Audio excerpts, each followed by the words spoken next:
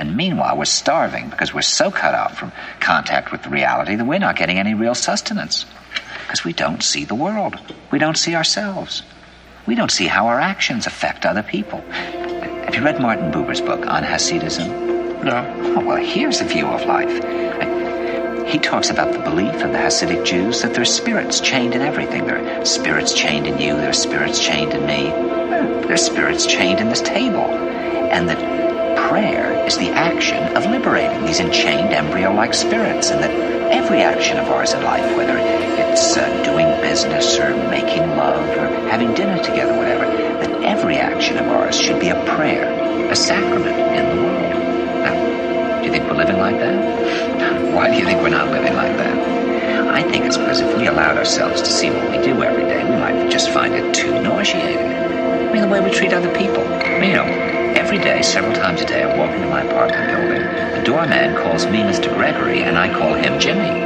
Already, what's the difference between that and the southern plantation owner who's got slaves? See, I think that an act of murder is committed in that moment when I walk into that building. You notice, here's a dignified, intelligent man, a man of my own age, and when I call him Jimmy, then he becomes a child, and I'm an adult because I can buy my way into the building. Right, that's right. My God. When I was a Latin teacher, I mean, people used to treat me, I mean, if I would go to a party of professional or literary people, I mean, I was just treated, in the nicest sense of the word, like a dog. I mean, in other words, there was no question of my being able to participate on an equal basis in the conversation with people. I mean, I'd occasionally have conversations with people, but then when they asked what I did, it would always happen after about 5 minutes, their faces, I mean, even if they were enjoying the conversation or they were flirting with me or whatever, but their faces just have that expression, just like the portcullis crashing down, with medieval gates. Just walk away. I mean, I literally lived like a dog. He was working as a secretary, she would tell me what she did. He would just go insane. I mean, just as if she'd said, I've been serving a life sentence recently for child murdering. God, when you talk about our attitudes toward other people, I mean, I think of myself as just a very decent, good person, just because I think I'm reasonably friendly to most of the people I happen to meet every day. I think of myself as lovely. I'm just thinking I'm a perfectly nice guy, so long as I think of the world as consisting of just a small circle of people that I know as friends, or the few people that we know in this little world of our little hobby, theater, or whatever it is. I'm quite self-satisfied. I'm just quite happy with myself. I just have no complaint about myself. I mean, let's face it, there's a whole enormous world out there that I just don't ever think about. And I certainly don't take responsibility for how I've lived in that world. If I were actually sort of confronted the fact that I'm sort of sharing this stage with a starving person in Africa somewhere, well, I feel so great about myself. So naturally, I just blot all those people right out of my perception. So of course, I'm ignoring a whole section of the real world. But frankly, when I write a play, in a way, one of the things I think I'm trying to do is I'm trying to bring myself up against some little bits of reality, and I'm trying to share that with an audience. I mean, of course, we all know the theater is in terrible shape today. I mean, at least a few years ago, people who really cared about the theater used to say the theater is dead. And now everybody's redefined the theater in such a trivial way that, God, I know people who were involved with the theater who go to see things now that, a few years ago, these same people would have just been embarrassed to see some of these plays. They would have just shrunk, just in horror and the superficiality of these things. But now they say, oh, that's pretty good. Just incredible. And I really just find the attitude unbearable because I think these things in theater is something very important. I really think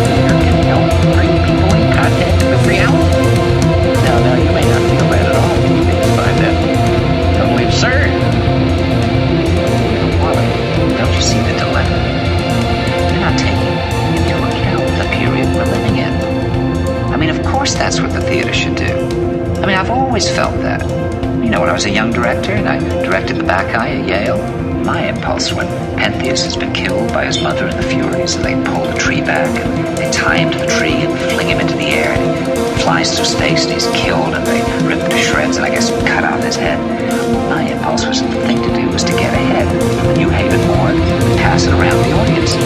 I wanted Agawe to bring on a real head, and that this head should be passed around the audience so that somehow people realized that this stuff was real, see, that it was real stuff. Now, the actress playing Agawe absolutely refused to do it. You know, Gordon Craig used to talk about, why is there gold or silver in the churches or something, the great cathedrals, when actors could be wearing gold and silver? And I mean, people who saw Eleanor Duse in the last couple of years of her life, Wally, people said that it was like seeing light on stage or mist or the essence of something. I mean, then when you think about Bertolt Brecht, he somehow created a theater in which people could observe, that was vastly entertaining and exciting, but in which the excitement didn't overwhelm you. He somehow allowed you the distance between the play and yourself. In fact, two human beings need in order to live together. You know, the question is whether the theater now can do for an audience what Brecht tried to do, or what Craig or Duse tried to do. Can it do it now? You see, I think that people today are so deeply asleep, unless, you know, you're putting on those sort of superficial plays that just help your audience to sleep more comfortably. It's very hard to know what to do in the theater. Right? Because you see, I think that if you put on serious contemporary plays by writers like yourself, you may only be helping to deaden the audience in a different way. What do you mean? Well, I mean, Wally, how does it affect an audience to put on one of these plays in which you show that people are totally isolated now and they can't reach each other and their lives are desperate? Or how does it affect them to see a play that shows that our world is full of nothing but shocking sexual events and terror and violence? Does that help to wake up a sleeping audience? See, I don't think so. Because I think it's very likely that the picture of the world that you're showing them in a play like that is exactly the picture of the world they have already. I mean, you know, they know their own lives. Relationships are difficult and painful. If they watch the evening news on television, well, there what they see is a terrifying, chaotic universe full of rapes and murders, hands cut off by subway cars, and children pushing their parents out of windows. So the play tells them that their impression of the world is correct and that there's absolutely no way out. There's nothing they can do. And they end up feeling passive and impotent. Look at something like that christening that my group arranged for me in the forest of Poland. Well, there was an example of something that really had all the elements of theater. It was worked on carefully, was thought about carefully, was done with exquisite taste and magic. And they, in fact, created something. In this case, was in a way just for an audience of one, just for me. But they created something that had ritual, love, surprise, denouement, beginning, middle, and end. It was an incredibly beautiful piece of theater. And the impact that it had on its audience on me was somehow a totally positive one. It didn't deaden me, it brought me to life. Yeah, but are you saying that it's impossible? Isn't it a little upsetting to come to the conclusion that there's no way to wake people up anymore except to involve them in some kind of a strange christening in Poland, or some kind of a strange experience on top of Mount Everest?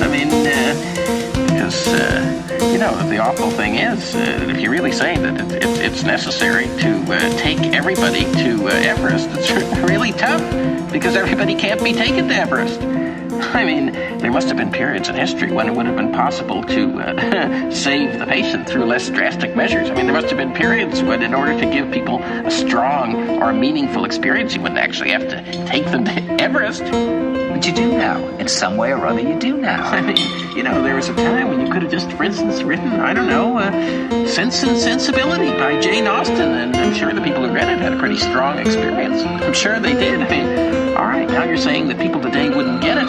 Maybe that's true, but isn't there any kind of writing or any kind of a play? Isn't it still legitimate for writers to try to portray reality so that people can see it? Really? Tell me, why do we require a trip to Mount Everest in order to be able to perceive one moment of reality? Is Mount Everest more real than New York? Isn't New York real? I think you could become fully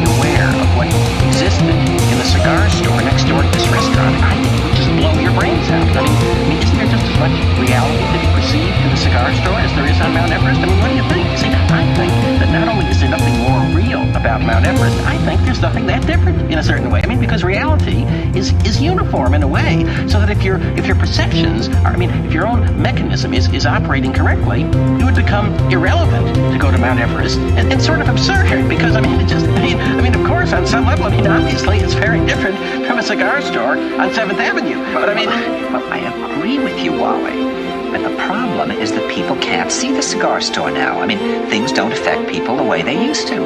It may very well be that 10 years from now, people will pay $10,000 in cash to be castrated just in order to be affected by something. Well, why do you think that is? Why is that? Is it just because people are lazy today, or they're bored? Are we just like bored, spoiled children who've just been lying in the bathtub all day, just playing with their plastic duck, and now they're just thinking, well, what can I do? Okay, yes, we are bored. We're all bored now. But has it ever occurred to you, Wally, that the process that creates this boredom that we see in the world now may very well be a self-perpetuating, unconscious form of brainwashing created by a world totalitarian government based on money, and that all of this is much more dangerous than one thinks, and it's not just a question of individual survival, Wally, but that somebody who's bored is asleep, and somebody who's asleep will not say no. See, I keep meeting these people. Just a few days ago, I met this man who I greatly admire, Swedish physicist Gustav Bjornstrand, and he told me that he no longer watches television, he doesn't read newspapers, and he doesn't read magazines. He's completely cut them out of his life because he really does feel that we're living in some kind of Orwellian nightmare now, and that everything that you hear now contributes to turning you into a robot. When I was at Finhorn, I met this extraordinary English tree expert who had devoted his life to saving trees. Just got back from Washington, lobbying to save the redwoods. He's 84 years old, and he always travels with a backpack, so he never knows where he's going to be tomorrow. When I met him at Finhorn, he said to me, "Where are you from?" And I said, "New York." He said, "I'm from New York. That's a very interesting place. Do you know a lot of New Yorkers will be talking about the fact that they want things but never do?" I said, "Oh, yes." He said, "The one thing that nobody out there is," he said, "Oh, I don't think it's that way at all." He said, "I think that New York is a new model of a new concentration camp, where the camp has been built by the inmates themselves, and the inmates are the guards, and they have this pride in the state they built. They built their own prison, and so they exist in a state of schizophrenia, where they are both guards and prisoners, and as a result, they no longer have, having been lobotomized, the capacity to leave the prison they made, or to even see it as a prison." Then he went into his pocket and took out a seed for a tree. He said, "This is a pine tree. Put it in my hand." He said, "Escape before it's too late."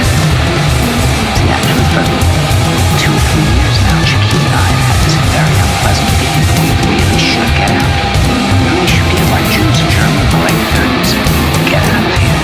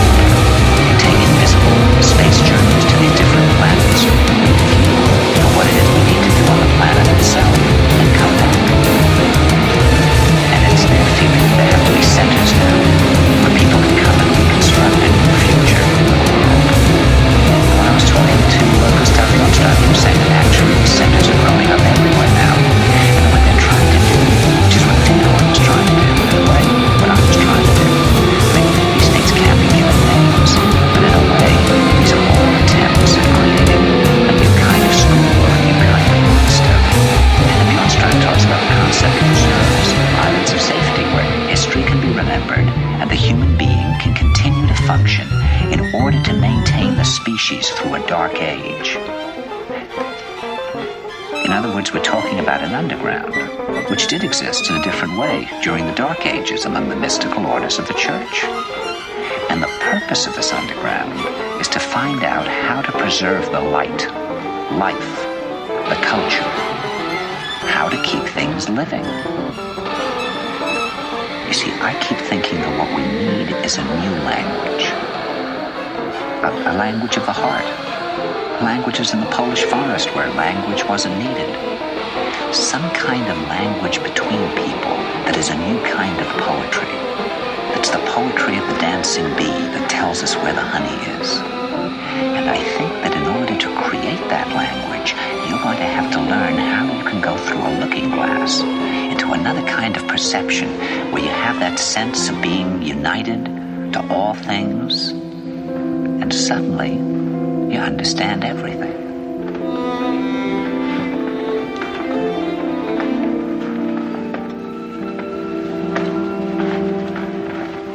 Are you ready for some dessert? I think I'll just have an espresso. Thank you.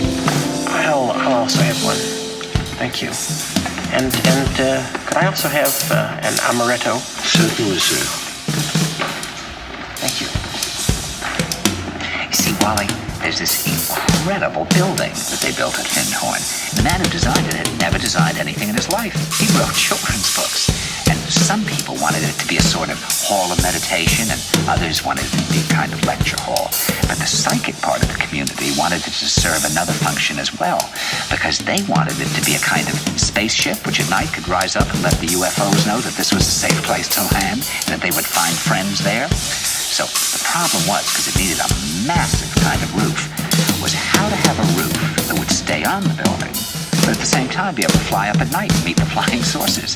So the architect meditated, and he finally came up with a very simple solution of not actually joining the roof to the building, which means that it should fall off because they have great gales up in northern Scotland. So to keep it from falling off, he got beach stones from the beach, or we did because I worked on this building, all up and down the roof just like that. And the idea was that the energy that would flow from stone to stone would be so strong, you see, that it would keep the roof down under any conditions. But at the same time, if the roof needed to go up, it'd be light enough to go up. Well, it works, you see. Now, architects don't know why it works, and it shouldn't work because it should fall off. But it works. It does work. The gales blow and the roof should fall off, but it doesn't fall off.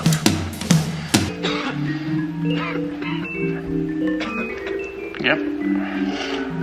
Well, do you want to know my actual response to all this? I mean, do you want to hear my actual response? Yes. See, my actual response, I mean, I'm just trying to survive, you know? I mean, I'm just trying to earn a living, just trying to pay my rent, my bills. I mean, I live my life. I enjoy staying home with Debbie. I'm reading Charlton Heston's autobiography, and that's that. I mean, occasionally maybe Debbie and I will step outside. We'll go to a party or something, and if I can occasionally get my little talent together and write a little play, well, then that's just wonderful.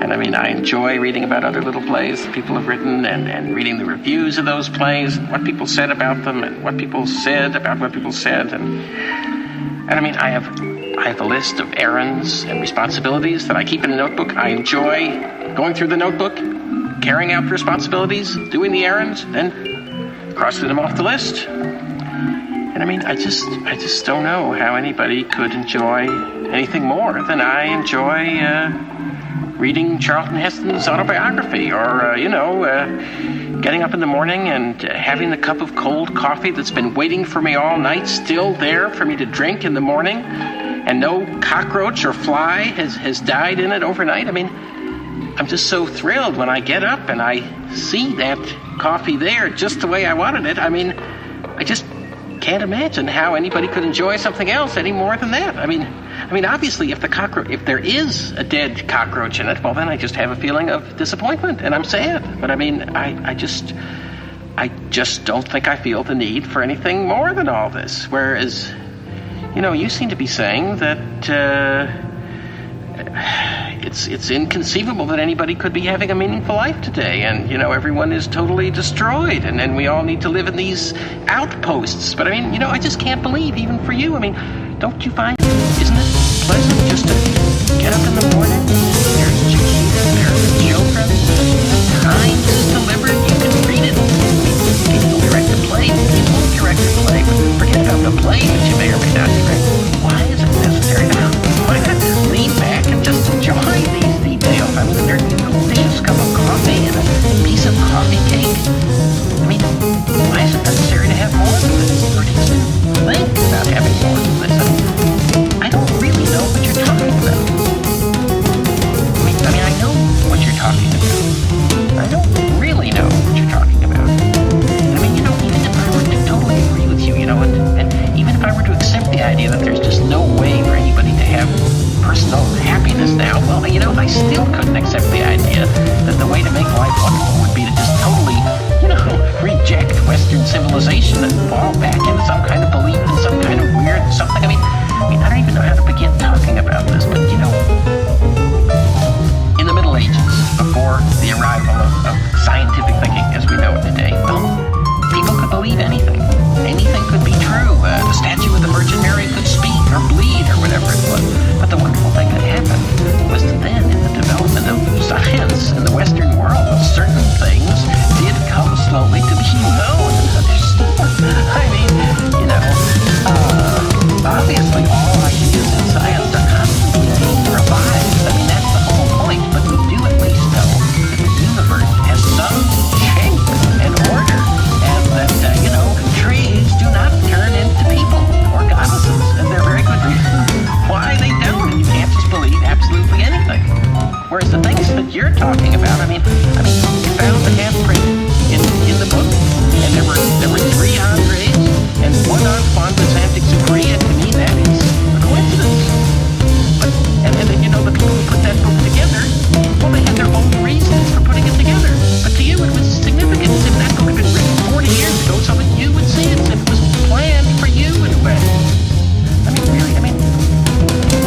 All right, let's say, if I get a fortune cookie in a Chinese restaurant, of course, even I have a tendency, of course, I would hardly throw it out. I read it, and I just instinctively sort of, if it says something like a conversation with a dark-haired man will be very important for you, well, I just instinctively think, who do I know who has dark hair? Did we have a conversation? What did we talk about? In other words, there's something in me that makes me read it, and I instinctively interpret it as if it were an omen of the future. But in my conscious opinion, which is so fundamental to my whole view of life, I would just have to change totally to not have this opinion.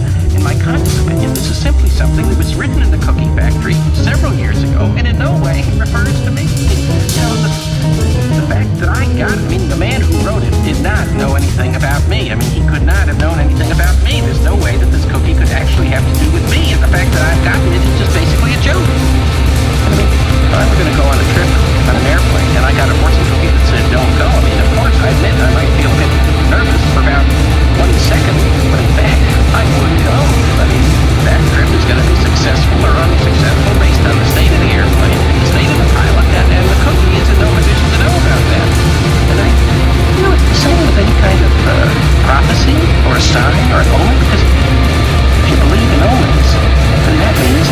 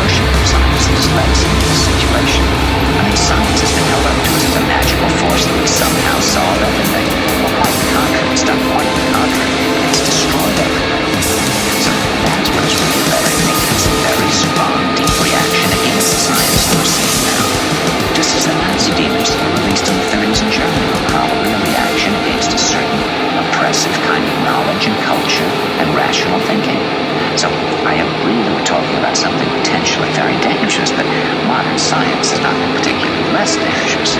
Right. No, I agree with you. I completely agree. No, the truth is, I think I do know what really disturbs me about the work you described, and I don't even know if I can express it. Somehow it seems that the whole point of the work that you did in those workshops, when we get right down to it and you ask, what was it really about? The whole point, really, I think, was to enable the people in the workshops, including yourself, to somehow sort of strip away every scrap of purposefulness from certain selected moments. And the point of it was so that you would then all be able to experience somehow just pure being. In other words, you were trying to discover what it would be like to live for certain moments without having any particular thing that you were supposed to be doing. And I think I just simply object to that. I mean, I just don't think I accept the idea that there should be moments in which you're not trying to do anything. I think it's our nature not to do things. I think we should do things. I think that purposefulness is part of our inner radical basic human structure, and to say that we ought to be able to live without it. It's like saying that a tree ought to be able to live without branches or roots, but actually, without branches or roots, it wouldn't be a tree. It should be a log. See what I'm saying? In other words, if I'm sitting at home and I have nothing to do, well, I naturally reach for a book. I mean, what would be so great about just sitting there and doing nothing? It just seems absurd. And Debbie is there. That's just the same thing. I mean, is there really such a thing as two people doing nothing but just being together? I mean, would they simply then be relating, to use the word we're always using? I mean, what would that mean? I mean, either we're going to have a conversation, or we're going to carry out the garbage, or we're going to do something separately or together. I mean, you see what I'm saying? I mean, what does it mean to just simply sit there? That makes you nervous. Why shouldn't it make me nervous? It just seems ridiculous to me. That's interesting, Wally.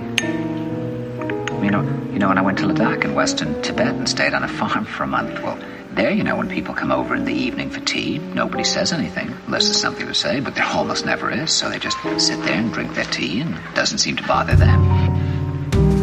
I mean, see, the trouble, Wally, with always being active and doing things is that I think it's quite possible to do all sorts of things, and at the same time be completely dead inside. I mean, you're doing all these things, but are you doing them because you really feel an impulse to do them?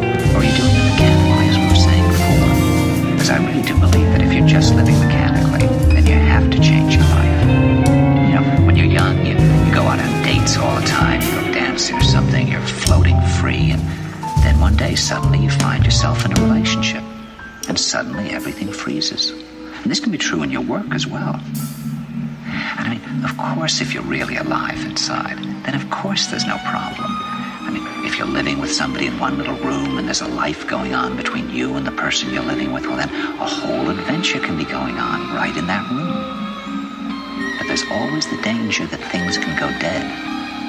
Then I really do think you have to kind of become a hobo or something, like Kerouac, and go out on the road. I really believe that. It's not that wonderful to spend your life on the road. And my own overwhelming preference is to stay in that room if you can. If you live with somebody for a long time, people are constantly saying, well, of course it's not as great as it used to be, but that's only natural. The first blush of a romance goes, and that's the way it has to be. Now, I totally disagree with that. But I do think that you have to constantly ask yourself the question with total frankness.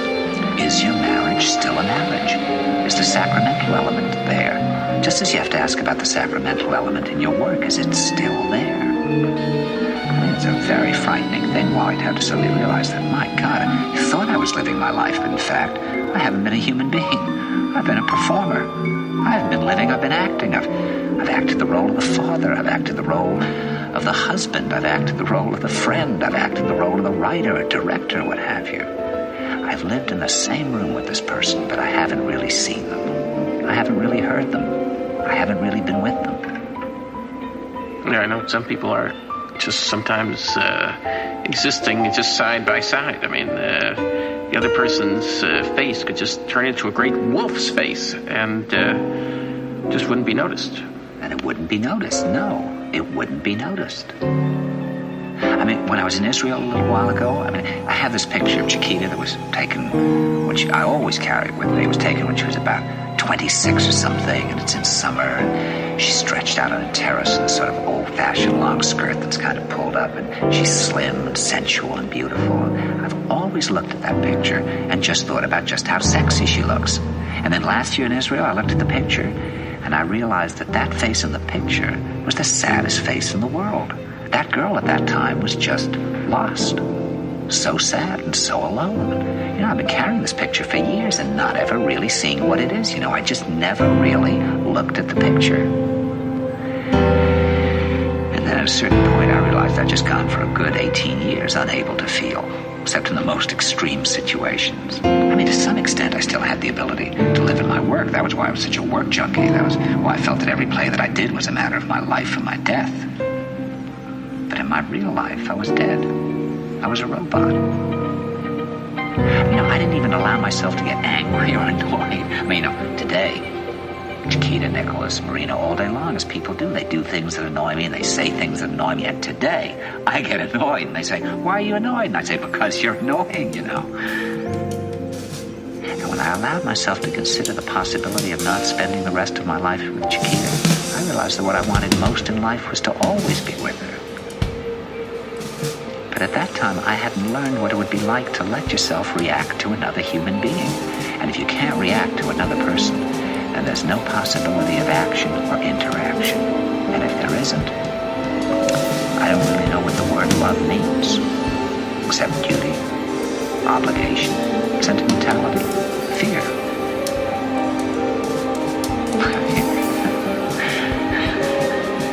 I don't know about you, Holly, but I just put myself into a kind of training program to learn how to be a human being. How did I feel about anything? I didn't know. What kind of things did I like? What kind of people did I really want to be with, The only way that I could think of to find out was to just cut out all the noise, stop performing all the time, and just listen to what was inside me. See, I think a time comes when you need to do that. Now, maybe in order to do it, you have to go to the Sahara. Maybe you can do it at home, but you need to cut out the noise. Yeah, of course, personally, I usually don't like those quiet moments, I really don't. I don't know if it's that Freudian thing or what, but, the fear of unconscious impulses or my own aggression or whatever, but things get too quiet, and I find myself just sitting there, as we were saying before. Whether I'm by myself or I'm with someone else, I just have this feeling of, my God, I'm going to be revealed. In other words, I'm adequate to do any sort of a task, but I'm not adequate just to be a human being. In other words, I'm not, if I'm just trapped there and I'm not allowed to do things, but all I can do is just be there, I'll just fail. In other words, I can pass any other sort of a test, and I can even get an A if I put in the required effort. But I just don't have a clue how to pass this test. Of course, I realize this isn't a test, but I see it as a test, and I feel I'm going to fail it. It's very scary. I just feel totally at sea. I could imagine a life, Wally, in which each day would become an incredible, monumental, creative task, and we're not necessarily up to it. If you felt like walking out on the person you live with, you'd walk out. Then if you felt like it, you'd come back, but meanwhile, the other person would have reacted to your walking out. It would be a life of such feeling. What was amazing in the workshops I led was how quickly people seemed to fall into enthusiasm, celebration, joy, wonder, abandon, wildness, tenderness, early stand to live. Yeah, I think it's that moment of contact with another person. That's what scares us. That moment of being face to face with another person. Now, wouldn't think it would be so frightening. It's strange to find it so frightening. Isn't that strange? First of all, there's some pretty good reasons for being frightened. Human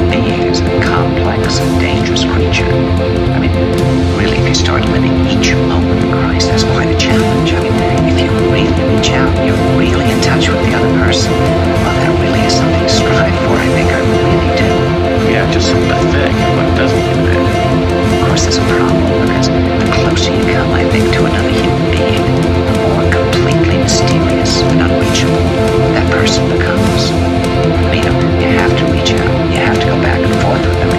You have to relate, and yet you're relating to a ghost or something. I don't know, because we're ghosts, we're phantoms, or we. And that's to face, to confront the fact that you're completely alone, and to accept that you're alone is to accept death. Because somehow when you are alone, you're alone with death. I mean, nothing's obstructing your view of it or something like that. Right. You know, if I understood it correctly, I think Heidegger said that if you were to experience your own being to the full, be experiencing the decay of that being toward death. It's a part of your experience. You know, in the sexual act is that moment of complete forgetting, which is so incredible. And the next moment you start to think about things, work on the play, what you've got to do tomorrow. You know, this is true of you, but it can be quite common. The world comes in quite fast. And then again, maybe because we're afraid to stay in that place of forgetting, because that again is close to death. But people are afraid to go sleep. In other words, interrelate, and you don't know what the next moment will bring, and to not know what the next moment will bring brings you closer to a perception of death. You see, that's why I think that people have affairs. I mean, you know, in the theater, if you get good reviews, feel for a moment you've got your hands on something, you know what I mean? I mean, it's a good feeling, but then that feeling goes quite quickly. And once again, you don't know quite what you should do next, what'll happen. Well, have an affair up to a certain point, you can really feel that you're on firm ground, you know, the sexual conquest to be made. There are different questions. Does she enjoy the ears being nibbled? How intensely can you talk about Schopenhauer in some elegant French restaurant? Whatever nonsense it is. It's all, I think, to give you the semblance of this firm earth. Well, have a real relationship with a person that goes on for years. That's completely unpredictable. You've cut off all your ties to the land. You're sailing into the unknown, to uncharted seas. You know, people hold on to these images of father, mother, husband, wife, again, for the same reason, as they seem to provide some firm ground. But there's no wife there.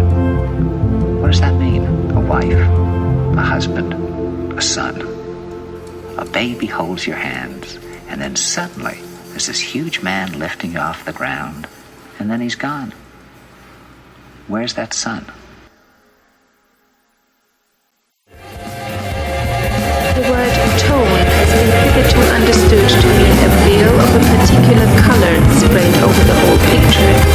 It was generally yellow, for the painter instinctively pushed the effect towards the powerful side. If we look at a picture through a yellow glass, it will appear in this tone. It is worthwhile to make this experiment again and again in order to observe what takes place in such an operation. It is a sort of artificial light, deepening and at the same time darkening the plus side and neutralizing the minus side. This spurious tone is produced instinctively through uncertainty as to the means of attaining a genuine effect, so that instead of completeness, monotony is the result. It is owing to the same uncertainty that the colors are sometimes so much broken as to have the effect of the bray cavalier, the handling being at the same time as delicate as possible.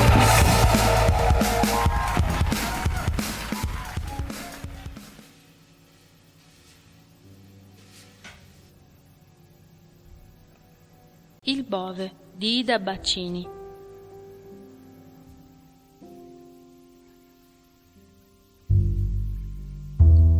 Attilio sta per finire 6 anni e a vederlo tutto assennato e composto gli se ne darebbe anche 10.